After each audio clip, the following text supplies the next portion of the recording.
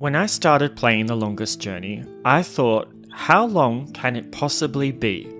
Well, as it turns out, for me it was 4 years, 145 days, 2 hours, 51 minutes and 42 seconds.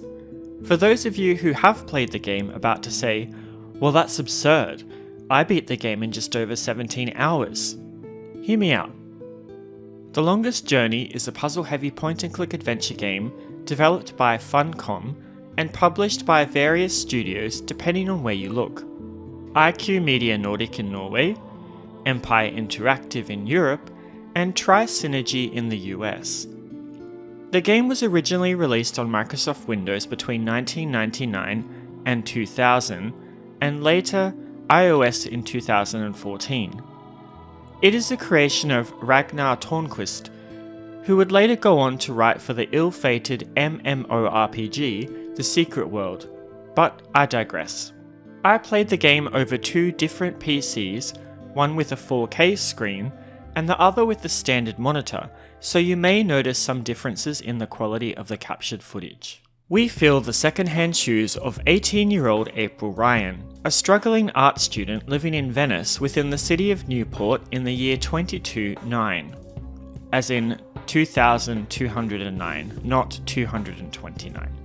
A world that's equal parts industrial decay and cyberpunk grime. Life's not easy. She works for a terrible pay at a cafe, her apartment looks like a dump, and her creative spark has gone out faster than a candle in a hurricane. You see, she's had a rough upbringing, and her friends and fellow residents at the border house are basically her found family. Well, maybe not that guy. So think about it, babe. But don't keep thinking too long or I'll be gone. There are other birds in the sea, you know? Gotta go.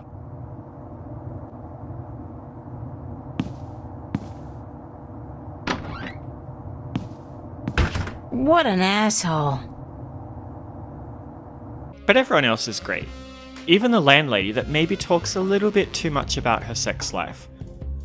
Despite all the shortcomings thrown her way, April is a charming, sarcastic, and sometimes sharp young woman. A protagonist that grows on you with every witty quip and exasperated sigh. I say sometimes sharp as she is 18 and we all make silly decisions and dumb mistakes when we're that age, don't we? Like just blindly following the direction of a man into a vortex that spits you out into another world entirely? No? Just me? April isn't always a smart cookie, is reckless, and tends to wind up in situations that are not easy to back out of. She has no caution and a selfish motivation to progress forward no matter the cost. This can be evidenced when she tampers with the navigation system of a ship, causing it to come into contact with the chaos vortex and sink, placing not only her own life, but also the life of all of her travelling companions at risk. April's universe is made up of 2 worlds that hang in a balance, mediated by an entity known as the Guardian, whose sole purpose is to sit in stasis for 1,000 years. Thing is, the current Guardian has gone AWOL, meaning that things are starting to become dire, and various factions are moving across the 2 worlds to ensure that they take power unto themselves. On April's homeworld of Stark, the nefarious figures pull strings behind the scenes as a Church of Voltec, monitoring the lower levels of Newport, whilst ensuring the mid-levels are drenched in sex and ecstasy to keep the public compliant. On the upper levels, they reign in their stratified hives, orchestrating the rot below. They even have the power to influence across the borders of space into the world of Arcadia as the vanguard, coercing the disparate races to fight against each other, causing invasions and war. Where Stark is a world of logic and reason, every being a precise cog that has its place, Arcadia is full of magic and whimsy, a world full of talking birds and storms captured in a bottle. These worlds are not going to be easy for an aspiring broke-ass art student to navigate, so be prepared for a long journey, perhaps even the longest one. Now, how is it that April Ryan comes into the balance and into the bigger picture, I may hear you thinking? We start the game as she lays on her shabby mattress, the open window not able to take the edge off the harsh evening heat. As she dreams, her world falls away, revealing an alien landscape full of jagged and twisting spires. Postcard Pretty. After revitalizing a tree spirit and communing with a white dragon, she is ejected from the sequence by a storming vortex of chaos that causes her to awaken in a sea of sweat in her Venice apartment. Gaining her bearings, it's time to get into a day in her life as she struggles to find the inspiration to complete work for an upcoming art exhibition, whilst also getting paid from her minimum wage waitress job. The first chapter of the game has April running around various areas of Newport in Stark, displaying just how harsh life can be for those who live here, especially in the more notorious areas of the city, ones in which a woman probably shouldn't be wandering around alone. I liked this as it cemented the world of Stark as a dangerous one, and one that's perhaps not that different from our own, despite being framed a couple of hundred years from now. It feels familiar yet also unique, and paves the way for the player to latch onto something that may be comfortable, before thrusting you into a world that doesn't make sense to the logical brain when April gets whisked away to Arcadia, where she will spend majority of the game. Earlier I mentioned that I wondered how long the game could possibly be, and that for me it was a very long journey, one that spanned 2 countries, similarly to our protagonist's journey across 2 worlds.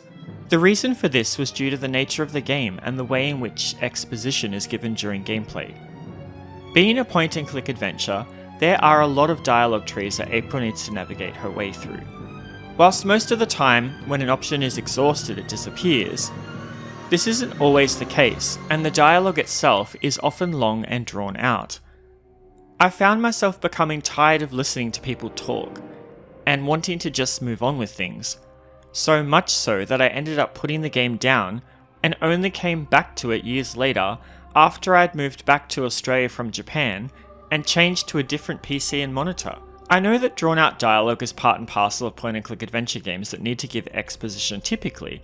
However, some of the previous games I've covered, such as the Clock Tower series and Maniac Mansion, and even Shadowgate, were not plagued with this so heavily. It is possible to show rather than tell, which I feel can make a game more mysterious and tends to drum up discussion and speculation within the community. Although I do understand this game is rather niche, and that ship has probably sailed a long time ago, being that I'm playing it years after its initial release.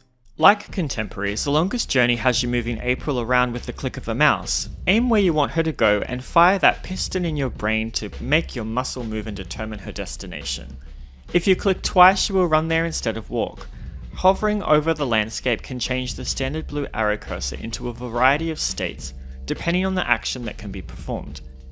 A red arrow indicates that the cursor is sitting over an exit, which will transition April to a new screen when engaged.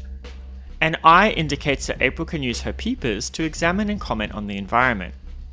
When the cursor turns into a more formal arrow and lights up bright blue, whatever you are pointing to can be interacted with. Clicking will open a submenu showing the 3 options: look, talk, or use, depending on context.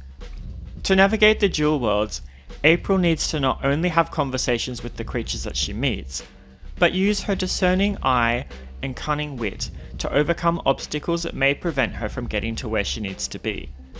You would think for a practical, scrappy young girl, this would not prove too much of a challenge, but oh, you would be very wrong, because in her way lie a myriad of puzzles, some logical, and others that will have you staring wide-eyed at the moon. Inventory and environment puzzles abound, giving April pause for thought on how best to proceed. Unlike other games of the time where the character may sarcastically comment that your thoughtfully curated solution is actually a bust, anything here that won't result in a successful action in The Longest Journey spurns no response. Perhaps April is silently judging you instead, rolling her eyes up into the back of her head, and you just can't see it. In all honesty though, it's actually the opposite, and quite refreshing that the game will indicate when you're heading in the right direction. If you can use an item on someone or something, when selecting the item and moving to use it, it will start to glow. This does make it easier to solve puzzles that use items, or ones in which you need to combine inventory items to create a MacGyver solution. However, this doesn't help with puzzles that are not item-based, where you may need to use your brain to solve a puzzle that may seem logical, but is more moon than logic. A good example is the stone pedestal in the cove beneath the waves. You need to move dials in the center of the pedestal, as well as place 4 crystals at different points, around the outside. However, there's no hints provided about what it is you're actually supposed to do to solve this puzzle. I must admit that after messing around with it for a while, I had to resort to using a guide to figure it out, and even then the solution did not make sense to me. If you understand how we're supposed to conclude the solution, let me know in the comments. Luckily, there are not a lot of puzzles like this in the game, but I did want to give you a heads up in case you were planning to take an extended vacation. I will say though that for as much as you may get to a point where death may seem a justifiable action, in that you may even want to just walk off the side of a cliff with April, it's not possible to die in this game, or even soft lock your game. So you never need to worry about having to keep multiple saves to ensure that you don't miss a critical piece of information, or an elusive pixel that was hidden in an easy to miss area. After important events, April will take the time to write in her diary. I liked this as it was a hermetic way to check progress and where you were up to without having to look at codex entries or be taken out of the game's diegesis, as the diary itself is an item that April lugs across her adventure. You can view her internal monologue and the thoughts she has about her various encounters and escapades, which adds a layer of depth to her character and to me made her a bit more likeable, as I could see why she acted the way she did in certain situations, even if sometimes it was a bit selfish and I might not have agreed with it. The writing style also was, to me, how I imagine an 18-year-old would write. Heck, it's even a little reminiscent of how I wrote in my own diary when I was that age, and thankfully no one will ever find that embarrassing ancient tome, as I binned it a long time ago. One of the things that kinda disappointed me about the game was that compared to the amount of time you spend in Arcadia, you spend very little equivalently in Stark. I tend to enjoy both magical realism and science fiction equally, so I would have liked to have a little bit more of a balance. I understand that part of the appeal of the adventure is that April is experiencing this alien world that very few people from Stark ever get to see, and we're along for the ride with her. And that's great and all, but I would have liked to have seen a bit more of her world outside of the city of Newport. The world in Stark seemed so much smaller in comparison due to the relative nature of the area she was able to explore, almost all of which she would have already been familiar with or known of. April is also not a very fortunate character in that she doesn't tend to get much support from side characters. Those that she befriends have a bad habit of not being available when she needs them, or dying, which means for much of the journey she is by herself. The one exception is perhaps my favourite character in the game, Crow, a talking bird that can be summoned with the blow of a whistle. He only journeys with her for the Arcadian portion of the game, and isn't always able to be summoned, but I appreciated the time he was on screen, and the quippy comments that he made. He can also be used to solve puzzles, and is a generally all-round helpful guy. We all need people like Crow in our lives.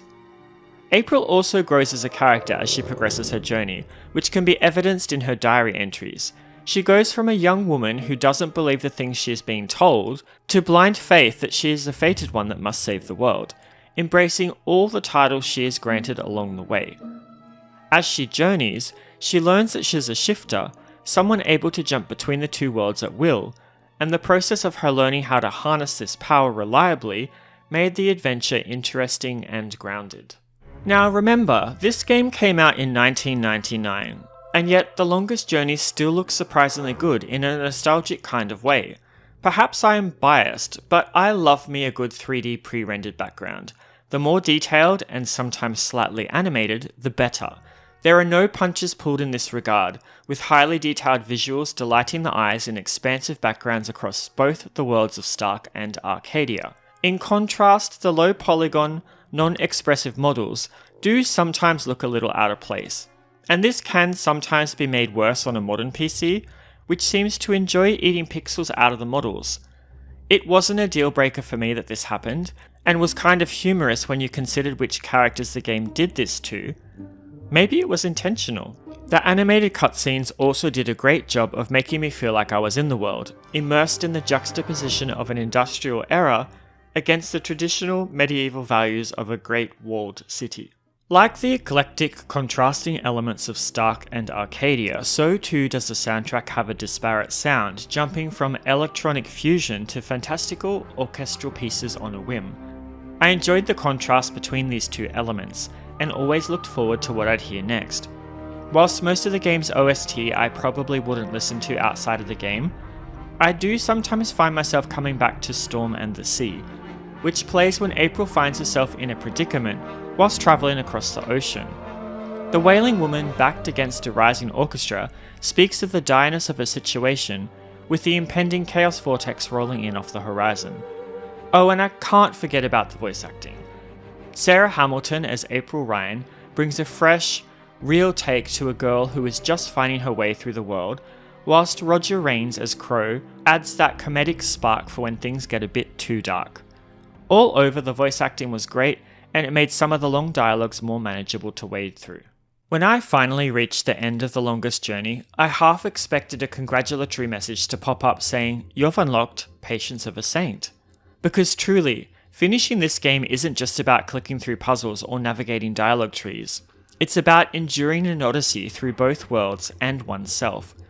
There were moments of awe, moments of confusion, and moments where I seriously questioned if April's greatest power was not shifting, but somehow talking people into giving her free shit.